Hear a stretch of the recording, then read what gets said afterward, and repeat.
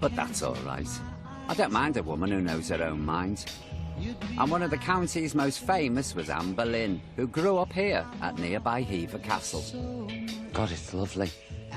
Brimming with 14th century charm and the oldest working portcullis in England, it's definitely fit for a queen. I've never been here before. It's such a pretty castle. It's lovely, really lovely. I wonder if they want to sell it. Maybe curator Owen Emmerson will know if I can get a mortgage on a castle. Do you know what I love about the castle? It's small. I could live in that. I could manage that. I could throw the Hoover around in there. You know, it wouldn't bother me. When was it first built? So it was built in 1383 by a gentleman called John de Cobham, and he was a tax collector. And Now, Kent's known as the Garden of England. Is it true that's because of Henry VIII? That's right, yeah. We believe that Henry was eating some cherries in Flanders and ordered the stones be planted in his Garden of England in Kent. So it's because of Henry that Kent was smothered in cherry trees. Now, we all know Henry had a voracious appetite for both his food and his women, and it wasn't long before he became infatuated with one of Queen Catherine's young ladies in waiting, a certain Anne Boleyn. This is where Henry courted her. Because she wouldn't sleep with him, would she? No, 7 years. She drove him wild with lust. Absolutely, yes. The heaving bosom and all this business. Just a glimpse, and that's all you're getting, mate. Absolutely. Because I saw the painting of him in the hall, and I thought, oh, my God, it's not flattering. No, he wasn't that easy on the eye when he met Anne. Easy on the eye? You'd want cash up front, let alone a castle.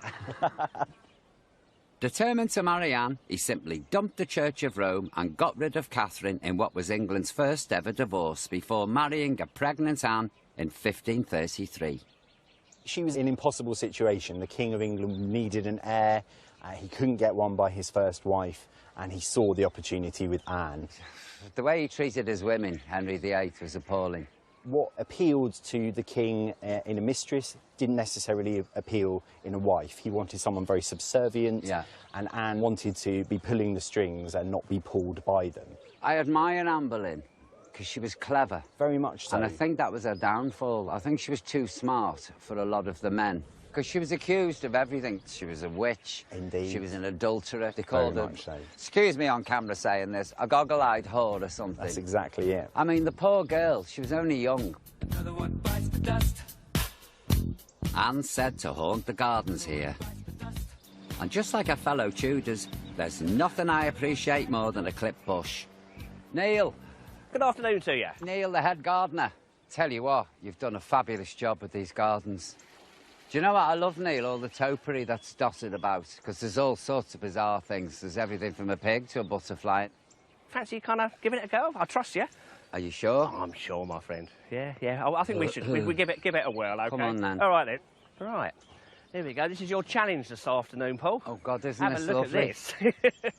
This is a Tudor chess set. You're going to give us a makeover, Paul. Oh, God, you that's can't go wrong. A big mistake. Once I've finished, your king might be a queen, if you know what I mean. But I can see these little bits here. And we kind of cut these just once a year. If you look sideways like this, you can see all the little bits that stick out and just trim them down nicely. You're out of order, mate. That's right. And so are you, and you. I'm not going over what you've just done, Paul. You are, aren't you? You're checking my work. I feel like an apprentice hairdresser here for Nicky Clark or somebody. And I think I've done a good job on that one. Have a look. What do you think, Neil? Look, it's nice and tidy. Anne Boleyn would be proud of me. She would be, She would. Yeah, not bad, O'Grady. In fact, Neil's lined me up for another job. Do follow me. As you can see, a lot of work needs doing here. God, you're telling me. This is bad, isn't it? Look at it. It's a bit overgrown. It hasn't been cut for about a year, so... Oh, well, it needs it. I better get busy, haven't I? There's over 1,000 overgrown yews to trim in this maze. Looks like I'm going to be here for a while. Well, you know what I was told? If you go in a maze, to use your right hand and walk along the hedge with your right hand, and that will lead you to the way out. There is a secret here, but I'm not going to ruin it. OK, don't. It's the easy way. No, don't, because people like getting lost. They do, don't they?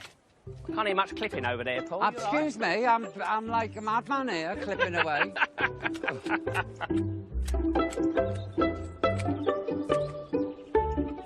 Getting addicted to this. I've been here before. Now I'm completely lost. I thought I had it all sussed, you know.